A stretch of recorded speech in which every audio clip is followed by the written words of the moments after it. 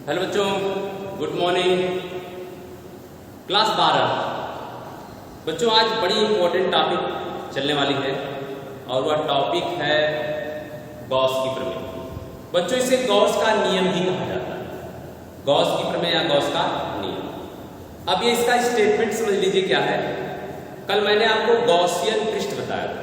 कोई वैद्युत क्षेत्र में अगर कोई काल्पनिक बंद पृष्ठ है तो उसी को हम लोग गॉसियन पृष्ठ कहते हैं।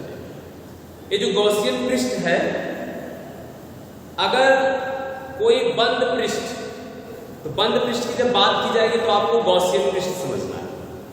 यानी कि किसी बंद पृष्ठ से गुजरने वाला कुल वैद्युत फ्लक्स उस पृष्ठ द्वारा परिबद्ध कुल आवेश का 1/ε0 गुना होता है। या फिर हम कह सकते हैं कि किसी पृष्ठ से बद्ध या किसी पृष्ठ से गुजरने वाला कुल वैद्युत फ्लक्स उस पृष्ठ द्वारा परिबद्ध आवेश का 1/ε0 गुना होता है। यानी Q/ε0 के अनुपात के बराबर होता है। अर्थात हम इसे कह सकते हैं कि ये जो फाई E है यह बराबर क्या है, Q/ε0 के बराबर। और हम पढ़े हैं किंतु हम लोगों ने पढ़ा है कि जो फाई E होता है वह close integration vector E dot dA के क्या होता है, बराबर होता है या Q/ε0। ये हो गया स्टेटमेंट आपका गॉस के नियम का। किसी पृष्ठ से गुजरने वाला कुल वैद्युत फ्लक्स उस पृष्ठ द्वारा आवेश का 1/ε0 गुना होता है। यानी कि उस पृष्ठ द्वारा परिबद्ध कुल आवेश और ε0 के मान की निष्पत्ति के बराबर। अब इसकी उत्पत्ति क्या है, प्रूफ क्या है, अब हम लोग वही जानेंगे। प्रूफ, इसका प्रूफ देखिए क्या है। मान लीजिए कि ये कोई एक बंद पृष्ठ हो गया, यहाँ पर हमने ग्रहण की है, यह कोई एक बंद पृष्ठ हो गया, यहाँ पर हमने एक सरफेस ले लिया और ये यहाँ से मिला हुआ ऐसे, यह वो हो गया। यहाँ पर जो घनफल बना हुआ है यह वह d ओमेगा के बराबर है और यहीं पर प्लस q प्लॉन्क आवेश रखा हुआ है। ये यहाँ से इसको मिला दीजिए, ये यहाँ पर, यहीं पर कोई बिंदु P है और यह इस डायरेक्शन में है और पृष्ठ इधर लंबवत खींचा गया है। वैद्युत क्षेत्र इधर है, बिल्कुल सीधा होना चाहिए। E हो गया और यह n कैट हो गया, या क्षेत्रफल वेक्टर हम इसे कह दे रहे हैं, ये वेक्टर K हो गया, ये कोण थीटा हो गया और ये जो क्षेत्रफल हो गया है ये है, इसका पूरा क्षेत्रफल K है। और ये जो दूरी वो स्मॉल r, ये दूरी क्या स्मॉल r, यानी कि यह बिंदु O पर कोई प्लस q कूलम्ब आवेश रखा गया है और यहाँ पर एक छोटा सा क्षेत्रफल आया हुआ है dA। इसके द्वारा सेंटर ऊपर बनने वाला जो घनफल है d ओमेगा है और इसकी त्रिज्या स्मॉल r। इस बिंदु P पर जो वैद्युत क्षेत्र की तीव्रता है वो बाहर की ओर दिखाई गई है और इस पर जो क्षेत्रफल वेक्टर d है, ये दोनों के बीच का कोण कितना है, थीटा। तो हमें ज्ञात करना है कि इस छोटे से पृष्ठ के द्वारा निर्गत वैद्युत फ्लक्स कितना होगा। निर्गत वैद्युत फ्लक्स कितना होगा, या आप ये भी ज्ञात कर सकते हैं कि इस प्लस q के कारण इस बिंदु पर P पर कितना वैद्युत क्षेत्र उत्पन्न होगा। तो हम कह सकते हैं कि बिंदु P पर उत्पन्न वैद्युत क्षेत्र, बिंदु P पर उत्पन्न वैद्युत क्षेत्र कितना हो जाएगा, वो होगा E बराबर 1/4 πε0 और Q बट हो जाएगा R का स्क्वायर। इस छोटे से अवयव से निर्गत वैद्युत फ्लक्स, तो निर्गत वैद्युत फ्लक्स कितना हो जाएगा, निर्गत वैद्युत फ्लक्स ये होगा आपका phi E = integration vector E dot dA। कितना वैद्युत फ्लक्स निर्गत होगा, या इसको ब्रेक कर दीजिए तो क्लोज इंटीग्रेशन में हो जाएगा E dA और यहाँ हो गया cos theta, E dA cos theta. E का मान ऊपर से रख दीजिए, जब ऊपर से E का मान रखेंगे तो यहाँ फाई E हो जाएगा क्लोज इंटीग्रेशन 1/4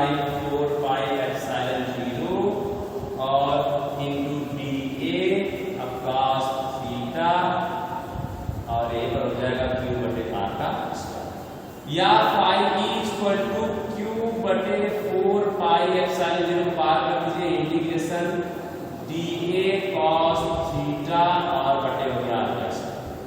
ये जो सूत्र दिख रहा है close integration dA cos theta बटे r स्क्वायर, इसी को कहते हैं d ओमेगा, आपको घनकोण में बताया गया। या फाई इक्वल टू हो जाएगा q बटे 4 पाई एप्सिलॉन 0 और ये होगा कितना इंटीग्रेशन और d ओमेगा। तो संपूर्ण घनकोण कितना बनेगा इसी गोले के पृष्ठ के द्वारा बनने वाला क्षेत्रफल का घनकोण, तो वो हो गया आपका q बटे 4 पाई एप्सिलॉन 0 और ये हो गया 4 पाई से 4 पाई कैंसिल, हमें मिलेगा q equal to phi equal to q बटे एप्सिलॉन 0। इसी यही देखिए सूत्र है आपका गॉस की प्रमेय का, ये प्रूफ हो गया, यहाँ पर प्रूफ हो गया कि फाई इक्वल टू q बटे एप्सिलॉन 0। ये बच्चों गॉस की प्रमेय थी, इसे आप अच्छी तरह से समझ करके उसको प्रिपेयर कर लीजिएगा। अब गॉस के नियम के कुछ अनुप्रयोग हैं, गॉस के नियम के अनुप्रयोग, गॉस के नियम के अनुप्रयोग, गॉस की प्रमेय के अनुप्रयोग, गॉस की प्रमेय के अनुप्रयोग यानी application of Gauss's theorem, application of Gauss's theorem. और इसका जो सबसे पहला अनुप्रयोग है, सबसे पहला अनुप्रयोग कि अनंत लंबाई के एक समान, अनंत लंबाई के एक समान, अनंत लंबाई के एक समान आवेशित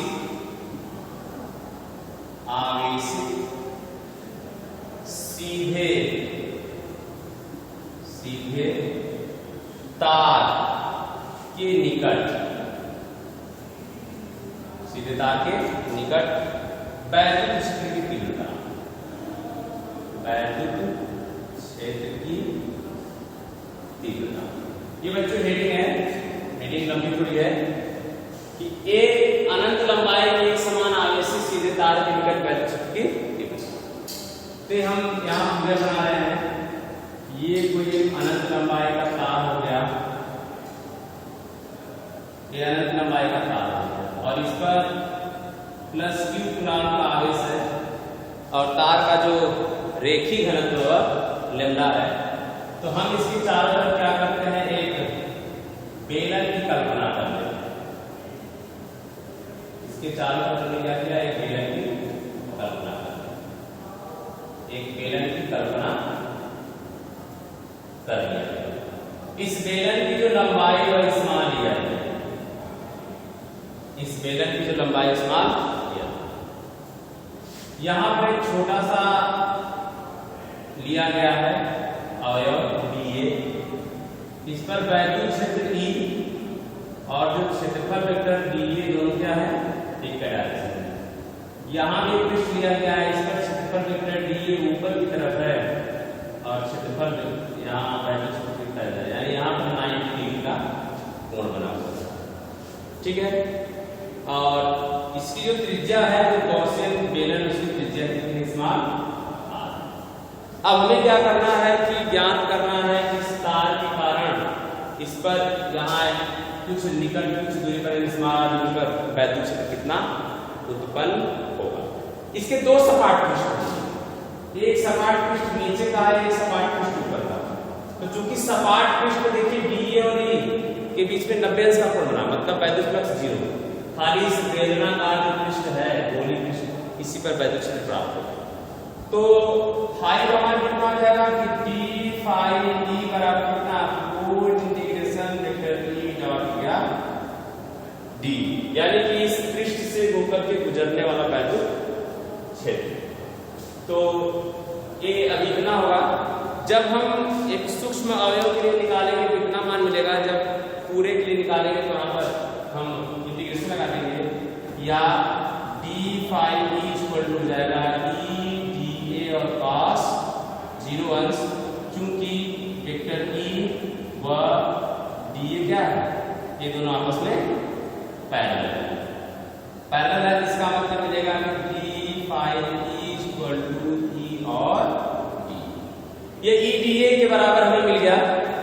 अब समतल पृष्ठ से गुजरने वाला यानी कि गोली पृष्ठ से गुजरने कुल वैद्युत फ्लक्स कितना हो जाएगा? कुल वैद्युत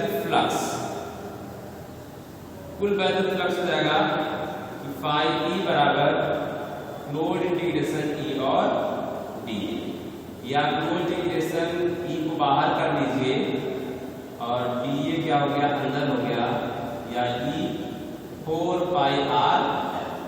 यह गोले का वक्र पृष्ठ हो गया 4 पाई आर एल समीकरण। किंतु गॉस की प्रमेय से क्या मिलेगा? गॉस की प्रमेय से फाई बराबर कितना होता है? Q by epsilon 0। समीकरण नंबर 2। तो समीकरण 1 व 2 से समीकरण 1 व 2 से क्या मिलेगा कि E इंटू 2 पाई आर एल बराबर क्यू बटे एप्सिलॉन 0, या E बराबर कितना मिलेगा? 1 बाई 2 पाई आर और एल और इंटू क्यू बटे एप्सिलॉन 0। या हम इसे इस तरह से भी लिख सकते हैं कि E बराबर 1 बाई 2 पाई एप्सिलॉन 0 और क्यू बटे आर एल। किंतु आवेश का रेखी घनत्व कितना होता है? लैम्डा बराबर क्यू बटे एल, या क्यू बराबर लैम्डा।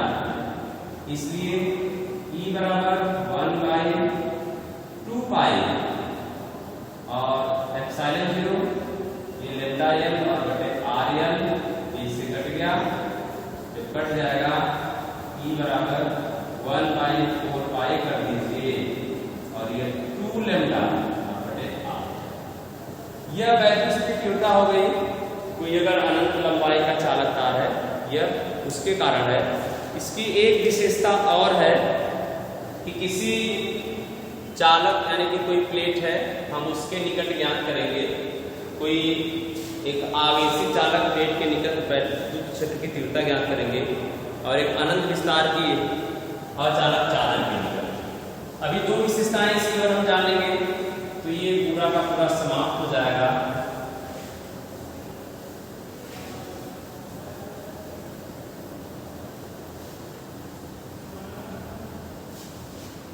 अब इसके बाद इसका जो अनुप्रयोग है, दूसरा अनुप्रयोग है कि अनंत विस्तार की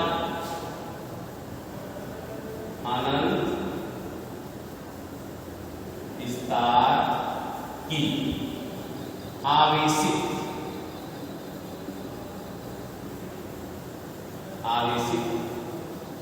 अचालक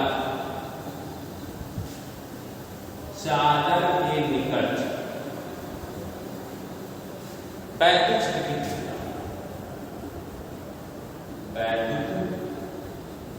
क्षेत्र की तीव्रता, यानी अनंत विस्तार की आवेशित अचालक चालक के निकट वैद्युत क्षेत्र की तीव्रता। ये देखिए तो अनंत विस्तार में कोई चालक चालक नहीं है।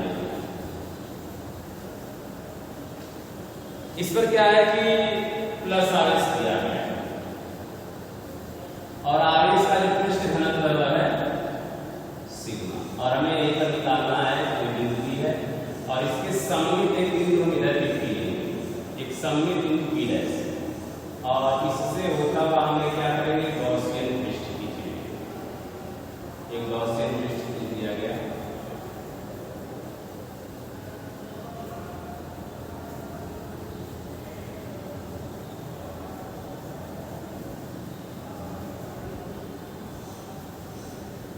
यहाँ पर एक बिंदु हो गया P, यहाँ पर वैद्युत क्षेत्र की और क्षेत्रफल वेक्टर dA दोनों एक सीधे में है, और यहाँ पर P डैश है और यहाँ पर भी वैद्युत क्षेत्र की तीव्रता E और dA क्या है?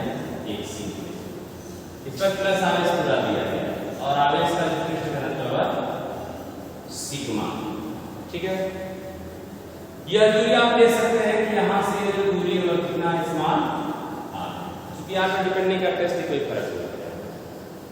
अब हम क्या करेंगे कि इधर के लिए भी निकालेंगे और इधर के लिए भी निकालेंगे, यानी कि जो कुल वैद्युत फ्लक्स होगा वह P से भी गुजरने वाला और P डैश से गुजरने वाला सममित बिंदु है। मतलब सममित बिंदु का मतलब है कि इधर भी ऐसे, यहां भी और यहां, तो यहां से भी गुजरेगा इधर से गुजरेगा, क्योंकि दोनों तरीके से क्या होगा, यह प्लेट से क्या होगा, दूर की ओर होगा। दोनों दशाओं में क्या होगा, प्लेट से दूर की ओर होगा, यानी इधर से भी दूर होगा और इधर से भी दूर होगा, तो दोनों दिशा में। और अगर इसके ऊपर निकालेंगे यहां पर, अगर यहां पर आप ले छोटा सा तो क्षेत्रफल वेक्टर डी ये ऊपर की तरफ हो गया और वैल्यू दिखता है इधर की, तो इसके बीच में 90 डिग्री का कोण बनेगा, मतलब सब जीरो। तो दोनों सपाट पृष्ठों, दोनों सपाट पृष्ठों से गुजरने वाला कुल वैद्युत फ्लक्स, कुल वैद्युत फ्लक्स, तो कुल कितना वैद्युत फ्लक्स हो जाएगा, तो हो जाएगा phi equal to close integration vector E dot dA plus close integration vector E dot d। ये दोनों सपाट पृष्ठों की बात हो रही है, इधर P डैश वाला P, यानी P और P डैश दोनों सपाट पृष्ठ की बात हो रही है। इसके अगर वक्र पृष्ठ की बात करेंगे तो हर जगह वैद्युत फ्लक्स क्या हो जाएगा, वहां पर जीरो होगा, बस केवल सपाट पृष्ठ बचेंगे। तो वहां के लिए हम दोनों का आपस में क्या करेंगे, जोड़ लेंगे।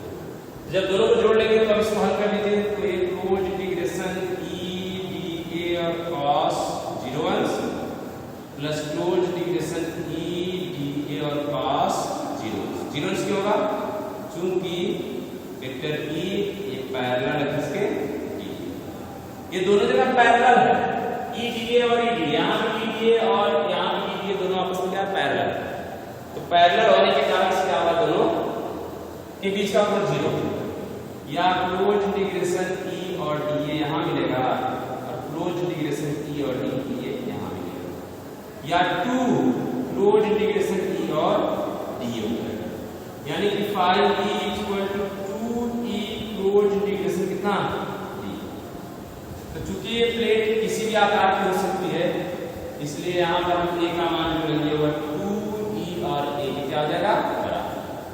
किंतु गॉस की प्रमेय से क्या होगा, गॉस की प्रमेय से, गॉस की प्रमेय से होता है कि फाई इक्वल टू Q बटे एप्सिलॉन 0।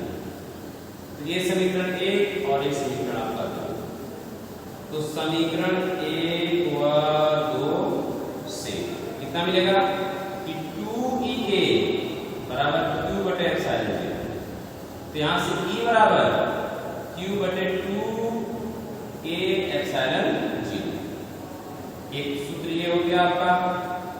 किंतु आवेश का पृष्ठ घनत्व, आवेश का पृष्ठ घनत्व सिग्मा हो तो सिग्मा बराबर Q बटे A, या Q बराबर मिलेगा हमें सिग्मा A, इसलिए E बराबर ये हो जाएगा सिग्मा A बटे 2A एप्सिलॉन, ऐसे कर दिया तो E बराबर मिलेगा कितना, सिग्मा बटे 2 एप्सिलॉन 0। तो अगर जो प्लेट है, अगर यह हवा निर्वात करके लिया है, तो हम कहते हैं कि यदि माध्यम का परावैद्युतांक कितना हो, K हो, K हमेशा एप्सिलॉन 0 के साथ रहता है, E बराबर हो जाएगा सिग्मा बटे 2 एप्सिलॉन 0 K। तो ये बच्चों जो सूत्र दिख रहा है वह किसी अचालक प्लेट, आवेशित अचालक प्लेट के निकट वैद्युत क्षेत्र गिरता है। इस सूत्र में देखिए स्मॉल r नहीं आया, तो जब इस सूत्र में स्मॉल r नहीं है, इसका मतलब प्लेट की थोड़ी दूरी पर या फिर थोड़ी और दूरी पर, यानी सर्वत्र जो वैद्युत क्षेत्र गिरता होगी वह समान होती है, वह परिवर्तित नहीं होती। बच्चों इसकी एक विशेषता और है, उस विशेषता को भी हम जान लेते हैं तो यह लेसन आपका बिल्कुल समाप्त हो जाएगा, इस लेसन में कुछ बचा नहीं रहेगा। तो अब इसकी जो लास्ट विशेषता है हम उसे भी देख ले रहे हैं, इसकी जो लास्ट विशेषता है वह क्या होगी।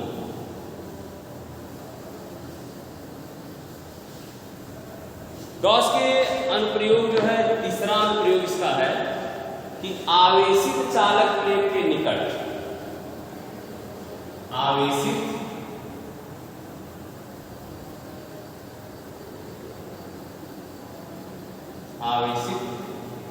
चालक प्लेट के निकट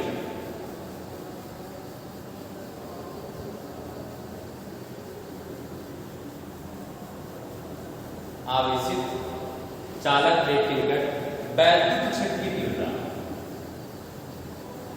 वैद्युत क्षेत्र की तीव्रता, यानी कि कोई एक आवेशित चालक प्लेट है और उसके निकट वैद्युत क्षेत्र की तीव्रता कितनी है। तो यहां पर हम लेंगे कि दो तरीके की प्लेट है आवेशित चालक प्लेट के निकट, यानी कि दो प्लेटें, एक धन प्लेट और एक ऋण प्लेट। हम दो प्लेट ले रहे हैं, एक प्लेट ये हो गई और दूसरी प्लेट ये हो गई। इस पर प्लस प्लस आवेश हो गया, इस पर माइनस माइनस आवेश, इसका आवेश का सिग्मा और इसका माइनस। इसके बीच में ज्ञात करना है, इसकी इस साइड ज्ञात करना है, इसकी इस साइड ज्ञात करना है, हमें तीन का ज्ञात करना है। तो P हो गया, Q हो गया और ये हो गया। तो यहां पर ज्ञात करेंगे तो इसके कारण वैद्युत क्षेत्र की तीव्रता मान लीजिए प्लस के कारण E1 हो गई, इसके कारण पहली ये दूसरी, और दूसरी प्लेट के कारण इसकी हो गई, इधर हो गया आपका E2, बीच में प्लस के कारण इधर हो गया दो की तरफ E1 और माइनस के कारण हो गया E2, यहाँ प्लस के कारण हो गया E1 इधर और माइनस के कारण E2 हो गया, तो तीन जगह हो गया। तो किसी प्लेट के कारण वैद्युत क्षेत्र की तीव्रता कितनी होती है? किसी प्लेट के कारण वैद्युत क्षेत्र की तीव्रता वो होती है E बराबर सिग्मा बटे 2 एप्सिलॉन 0। इतना हम अभी पीछे वाले डेरिवेशन से पढ़ा। तो पहली प्लेट के कारण पहले हम निकाल लें बाह्य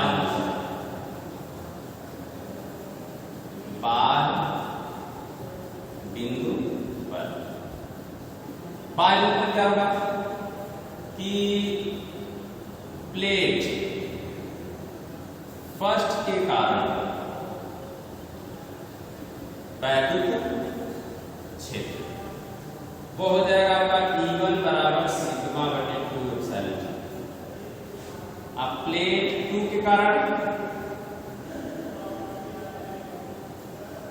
वैद्युत क्षेत्र ये हो गया E2 बराबर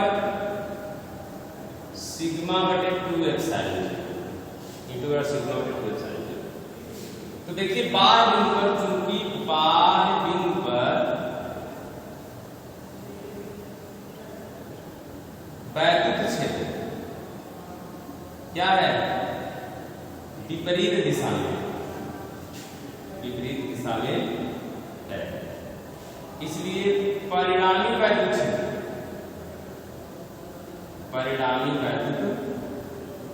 E बराबर E1 माइनस E2, यानी कि सिग्मा बटे 2 एप्सिलॉन 0 माइनस सिग्मा बटे 2 एप्सिलॉन 0 कितना हो गया? यानी कि अगर दो प्लेटें हैं, एक धनात्मक और एक ऋणात्मक, तो उसके जो बाहरी वाले जो दोनों बिंदु दिख रहे हैं वहां पर जो वैद्युत क्षेत्र की तीव्रता होगी वह 0।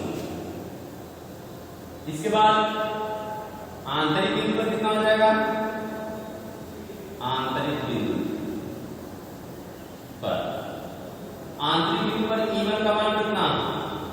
सिग्मा बटे 2 एप्सिलॉन 0। E2 का मान कितना, सिग्मा बटे 2 एप्सिलॉन 0। तो चूंकि E1 व E2 क्या है, समांतर, इसलिए परिणामी तीव्रता कितनी हो जाएगी, E बराबर E1 प्लस E2, यानी E बराबर सिग्मा बटे 2 एप्सिलॉन 0 और सिग्मा बटे 2 एप्सिलॉन 0। 2 सिग्मा बटे 2 एप्सिलॉन 0, 2 से 2 कट गया, और E बराबर सिग्मा बटे एप्सिलॉन। तो अगर कोई इस तरह की प्लेट है तो उसके कारण जो उत्पन्न वैद्युत क्षेत्र की तीव्रता होगी वह E बराबर सिग्मा बटे एप्सिलॉन 0 के बराबर होगी। अगर सिंगल इस तरह की कोई अचालक प्लेट है उसके कारण सिग्मा बटे 2 एप्सिलॉन 0। तो बच्चों ये गॉस के नियम के अनुप्रयोग थे, जो तीनों अनुप्रयोग हमने पढ़ लिया। पहला लेसन आपका बिल्कुल अब समाप्त हो गया है। नेक्स्ट वीडियो से हम लोग क्या करेंगे, सेकेंड लेसन स्टार्ट करेंगे।